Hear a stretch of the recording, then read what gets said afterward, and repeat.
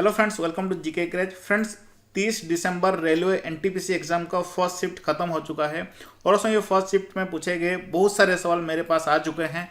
GK के दोस्तों बहुत सारे सवाल मिले हैं, मैथ रीजनिंग के भी मिले हैं, सब कुछ फुल डिटेल्स में डिस्कस करेंगे दोस्तों। ये सवाल ही दोस्तों आपके आने वाले शिफ्ट में भी रिपीट हो सकता है, इसलिए अगर आपका एग्जाम खत्म नहीं हुआ है तो वीडियो के अंत तक जरूर देखिएगा। चलिए दोस्तों, पहले हम जीके के सवाल डिस्कस कर लेते हैं, उसके बाद मैथ के सवाल डिस्कस करेंगे और उसके बाद रीजनिंग के सवाल डिस्कस करेंगे। ओके दोस्तों, पहला सवाल है गोवा के मुख्यमंत्री कौन है? Who is the chief minister of Goa? दोस्तों इसका सही आंसर हो जाएगा प्रमोद सावंत। और दोस्तों गोवा के अभी वर्तमान के समय में राज्यपाल कौन है? भगत सिंह कोश्यारी। ओके दोस्तों, नेक्स्ट है कॉमनवेल्थ गेम्स 2022 में जो कॉमनवेल्थ गेम्स होगा वो कहाँ आयोजन किया जाएगा? दोस्तों इंग्लैंड का बर्मिंघम में किया जाएगा। ओके दोस्तों, नेक्स्ट है अमेरिका के राष्ट्रपति कौन चुने गए हैं अभी? जो बिडेन इसका सही आंसर होगा। दोस्तों नेक्स्ट है तेलंगाना का स्थापना कब हुआ था? दोस्तों 2 जून 2014 में हुआ था तेलंगाना का स्थापना। ओके दोस्तों, नेक्स्ट है बंगाल विभाजन एक कब हुआ था? दोस्तों 1905 में हुआ था। बंगाल विभाजन 1905 में हुआ था, 16 अक्टूबर 1905 इसका सही आंसर होगा। दोस्तों नेक्स्ट है आईबीएम। आईबीएम के सीईओ कौन है? दोस्तों इसका जो फुल फॉर्म है पहले जान लीजिए। आईबीएम का फुल फॉर्म है इंटरनेशनल बिजनेस मशीन्स। ओके दोस्तों, इसके सीईओ हैं अरविंद कृष्णा। ओके, याद रखिएगा। चलिए नेक्स्ट सवाल देखते हैं। दोस्तों नेक्स्ट सवाल पूछा गया था जबड़े का हड्डी का नाम है क्या है? ओके दोस्तों, साइंस से सवाल पूछा गया था। जबड़े का दोस्तों हड्डी का नाम है मैंडिबल। ओके, जो नीचे वाला लोअर जॉ है उसका नाम है मैंडिबल और दोस्तों ऊपर वाला जो जबड़ा है उसका नाम है मैक्सिला। ओके, आपके शिफ्ट में कौन सा पूछा गया था मुझे बताना, ऊपर जॉ पूछा गया था या लोअर जॉ? ओके दोस्तों, नेक्स्ट सवाल है श्रीनगर और लेह को जोड़ने वाला पास कौन सा है? उसका नाम क्या है? बनिहाल पास इसका सही आंसर होगा। ओके दोस्तों, नेक्स्ट पूछा गया था डीमोनेटाइजेशन एक कब हुआ था? दोस्तों 8 नवंबर 2016 को हुआ था। दोस्तों नेक्स्ट पूछा गया था ओईसीडी इसका फुल फॉर्म क्या है? दोस्तों याद रखिए, organisation for economics cooperation and development इसका फुल फॉर्म है। ओके, और दोस्तों इसका हेडक्वार्टर कहाँ पे है? दोस्तों पेरिस में स्थित है, जो कि फ्रांस का कैपिटल है। ओईसीडी का हेडक्वार्टर है पेरिस में। दोस्तों नेक्स्ट पूछा गया था द रिपब्लिक बुक इस पुस्तक के लेखक कौन है? प्लेटो इसका सही आंसर हो जाएगा। और दोस्तों नेक्स्ट है फीफा 2022 ये कहाँ किस देश में खेला जाएगा? सही आंसर हो जाएगा दोस्तों कतार में खेला जाएगा। ओके दोस्तों, नेक्स्ट सवाल पूछा गया था दास वंश का संस्थापक कौन है?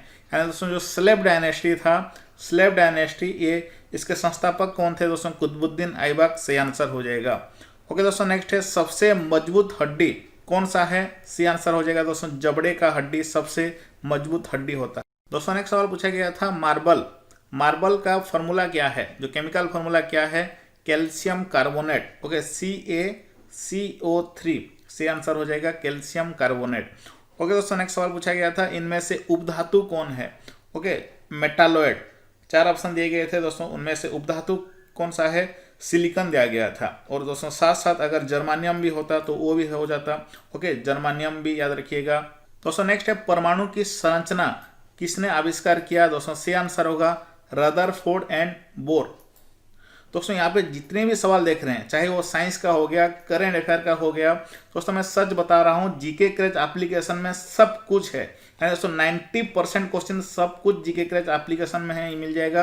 क्योंकि दोस्तों वहाँ पे आपको करंट अफेयर का टॉपिक वाइज कंप्लीट किया गया है, साथ साथ दोस्तों साइंस के लगभग 100 या 150 टॉपिक के टॉपिक वाइज नोट्स, उसके बाद टॉपिक वाइज ऑनलाइनर क्वेश्चन, उसके साथ साथ दोस्तों उसका मॉक टेस्ट भी शामिल किया गया है। एक बार जीके क्रैच एप्लीकेशन जरूर डाउनलोड करके देखिए। आपको एनटीपीसी का जीके सेक्शन में मेरा दावा है दोस्तों 100% सक्सेस मिलेगा। यहाँ पे जितने भी सवाल देख रहे हैं सब कुछ दोस्तों जीके क्रैच एप्लीकेशन में है, आप खुद जाकर के चेक करिए, नहीं तो मुझे कमेंट बॉक्स में बताइएगा। दोस्तों नेक्स्ट पूछा गया था HTTP का फुल फॉर्म क्या है? दोस्तों इसका सही आंसर होगा hyper text transfer protocol. Okay दोस्तों, CPU का फुल फॉर्म क्या है? सेंट्रल प्रोसेसिंग यूनिट इसका सही आंसर होगा। दोस्तों नेक्स्ट सवाल पूछा गया था प्लास्टिक का कंस्टिट्यूएंट क्या है?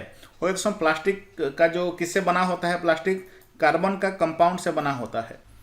कितने लोग बता रहे थे तेलंगाना का गवर्नर कौन है पूछा गया था? दोस्तों ये तो रिपीट हो चुका है, दोबारा अगर आया है तो इसका सही आंसर हो जाएगा दोस्तों तामिलिसाई सौंदरराजन। ओके, ये तेलंगाना के गवर्नर हैं। दोस्तों और एक सवाल पूछा गया था ड्रीम 11 का CEO कौन है?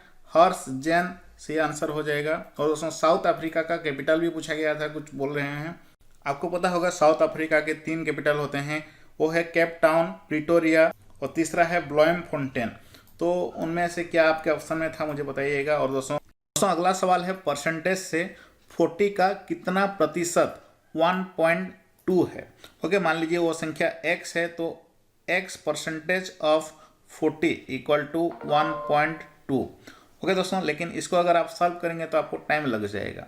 ओके, कैसे इसको 2 सेकंड में ही सॉल्व किया जाए वो मैं अभी आपको बताऊंगा। इसको छोड़िए, देखिए दोस्तों 40 का 1% कितना होता है? 1% होता है दोस्तों 0.4। अगर ये पता नहीं तो 40 का 10% क्या होता है? 4 होता है। तो 1% क्या हो जाएगा? 0.4 हो जाएगा। दोस्तों अगर 1% 0.4 है तो 2% 0.8 होगा और 3% कितना होगा? 3% 1.2 होगा। ओके, 4.4 इंटू 3 1.2 हो रहा है ना। तो दोस्तों यहाँ पे सी आंसर हो जाएगा 3%। Okay, 3% of 40 equal to 1.2। बस इतना ही, सिर्फ एक सेकंड में आपका आंसर निकल जाएगा। दोस्तों गणित का अगला सवाल है, अगर दो संख्याओं का अनुपात 8:9 है और दोस्तों उनका एचसीएफ दिया हुआ है 6, तो दोस्तों उनका एलसीएम क्या होगा, यहाँ पे पूछा गया है। दोस्तों एक फॉर्मूला आपको पता होगा कि दो संख्याओं का गुणनफल equal to LCM into HCF होता है। यहाँ पे दोनों संख्या को दोस्तों आप 8x और 9x लेकर के कर सकते हैं, लेकिन वो लंबा प्रक्रिया हो जाएगा, इसलिए दोस्तों एक शॉर्टकट अपनाते हैं। बस दोस्तों इसी तरह का सवाल जब आपको पूछा जाएगा तो आपको क्या करना है, यानी जो दो रेशियो यहाँ पे दिए गए हैं उनके साथ एचसीएफ को मल्टीप्लाई कर देना है। तो दोस्तों 8 इंटू 9 इंटू 6 जब करेंगे हम क्या हो जाएगा, देखिए 8 9 जा 72 इंटू 6, तो ये हो जाएगा दोस्तों 432, इसका सही आंसर होगा। ओके, एक बार चेक कर लीजिए, सिर्फ 2 सेकंड में आपका आंसर आ जाएगा। चलिए, उम्मीद करता हूँ ये आपको समझ में आया होगा। अगला सवाल देखते हैं। दोस्तों अगला सवाल है ट्रेन से संबंधित। एक ट्रेन 10 सेकंड में एक स्थिर वस्तु को पार करती है। यदि वो ट्रेन का चाल 25 मीटर पर सेकंड है तो ट्रेन की लंबाई क्या है, यहाँ पे पूछा गया है। दोस्तों ध्यान से क्वेश्चन को देखिए, यहाँ पे बोला गया है कि 10 सेकंड में एक स्थिर वस्तु को पार करती है। यानी दोस्तों जब किसी भी ट्रेन एक स्थिर वस्तु को पार करती है तो वो अपना ही लंबाई को दूरी मान के पार करता है। यानी दोस्तों उसका अपना ही लंबाई उसका दूरी है, यानी अपना लंबाई को पार करने के लिए उसको 10 सेकंड लगता है अपना लंबाई को। तो दोस्तों देखिए उसका स्पीड क्या है, 25 मीटर पर सेकंड। तो दोस्तों 10 सेकंड लगता है तो 25 इंटू 10 करेंगे तो क्या हो जाएगा, 250 इसका सही आंसर होगा। ओके, उम्मीद है ये भी आपको समझ में आया होगा। चलिए दोस्तों नेक्स्ट देखते हैं। दोस्तों नेक्स्ट सवाल है, किसी एक वस्तु का विक्रय मूल्य अगर 72 है और लाभ प्रतिशत 20% है तो दोस्तों क्रय मूल्य क्या होगा। दोस्तों मान लीजिए उसका जो क्रय मूल्य है वो 100 है, तो दोस्तों उसका लाभ प्रतिशत 20% है, इसलिए उसका सेलिंग प्राइस क्या हो जाएगा, 120 हो जाएगा। ओके, तो उसका अगर सेलिंग प्राइस 120 है और यहाँ पे कितना दिया हुआ है, 120 इक्वल टू 72 दिया गया है। ओके, 72, तो दोस्तों 1 इक्वल टू क्या हो जाएगा, 72 बाई 100 120। ओके, तो 100 इक्वल टू क्या हो जाएगा, इंटू अगर 100 यहाँ पे करेंगे तो देखिए ध्यान से, ये दोस्तों 6 हो जाएगा, यानी 60 इसका सही आंसर होगा। ओके, जो क्रय मूल्य है यानी जो कॉस्ट प्राइस है वो है 60। ओके दोस्तों अगला सवाल है, अगर a minus 1/a equal to 3/4 है तो दोस्तों यहाँ पे पूछा गया है a cube minus 1/a cube क्या होगा। ओके दोस्तों ध्यान से देखिए, इसके लिए एक फॉर्मूला है जिससे कि आप सिर्फ 2 सेकंड में इसका सही आंसर निकाल सकते हैं। ओके, अगर इसको ट्रेडिशनल मेथड में करेंगे तो आपको काफ़ी टाइम लग जाएगा, इसलिए वो फॉर्मूला अप्लाई करते हैं। दोस्तों अगर मान लीजिए a minus 1/a equal to k है, ओके, तो इसके लिए फॉर्मूला है, वो फॉर्मूला है k cube plus 3k। Okay, तो k का वैल्यू क्या है, 3/4, इसका क्यूब निकालना पड़ेगा प्लस 3k करना पड़ेगा, 3k यानी 3 इंटू 4। अब इसको सॉल्व करते हैं, 3 का क्यूब क्या हो जाएगा 27, 4 का क्यूब क्या हो जाएगा 64, और इसके बाद 9/4 और इसके बाद 9/4 जब ऐड करेंगे तो क्या हो जाएगा दोस्तों, ध्यान से देखिएगा, 64 27 प्लस इसको अगर कंप्लीटली सॉल्व करेंगे तो ये हो जाएगा दोस्तों 9 इंटू 64, तो 171 डिवाइडेड बाय 64 इसका सही आंसर हो जाएगा। ओके, 171/64।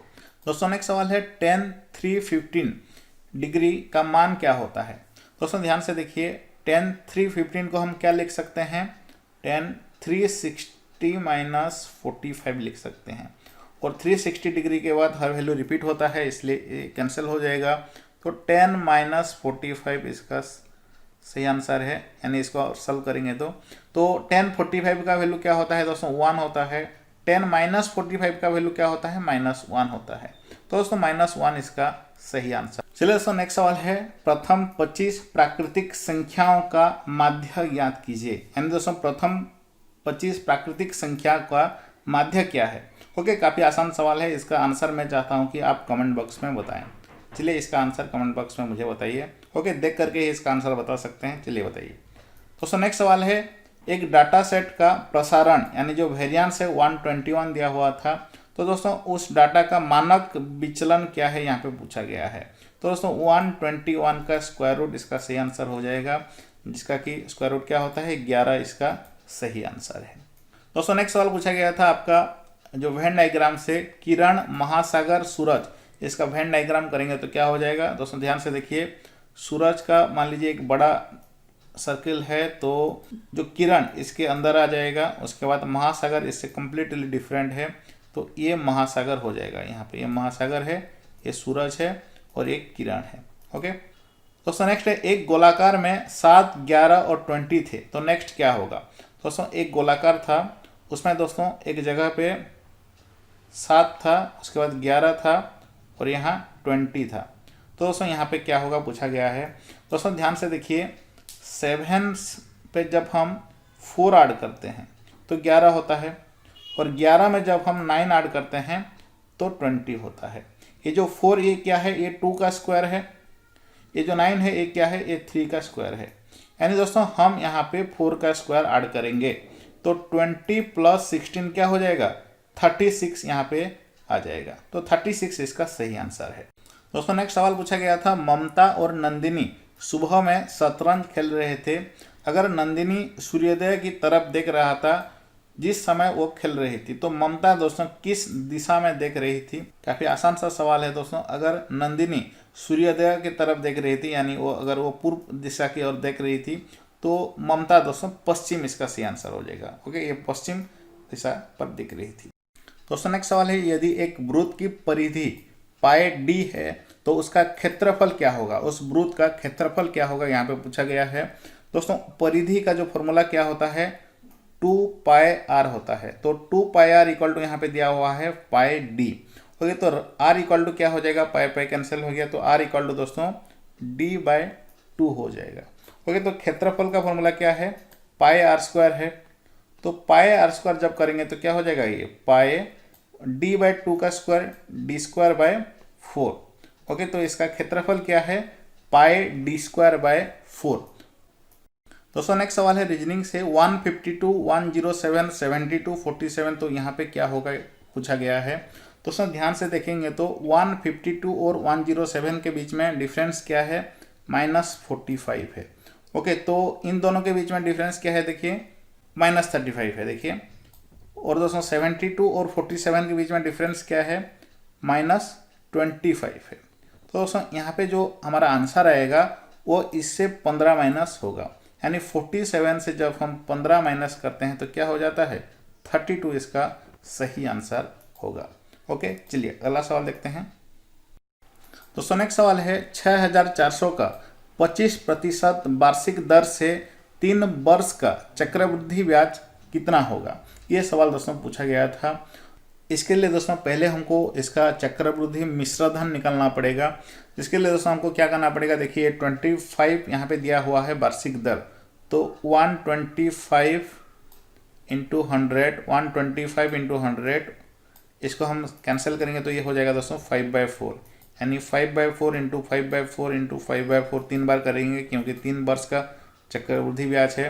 तो जब हम मल्टीप्लाई करेंगे किससे, 6400 से, तो इसका सिंप्लीफिकेशन करने के बाद हमारा सही आंसर आ रहा है दोस्तों 12500। ये इसका चक्रवृद्धि मिश्रधन आ रहा है।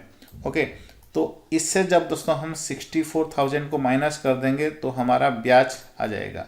तो माइनस करके देखिए, माइनस करेंगे तो 6100 आ जाएगा। तो 6100 इसका सही आंसर है। तो जीके क्रैच एप्लीकेशन अब तक डाउनलोड नहीं किए हैं तो जरूर कर लीजिएगा। इस वीडियो का डिस्क्रिप्शन बॉक्स में लिंक है।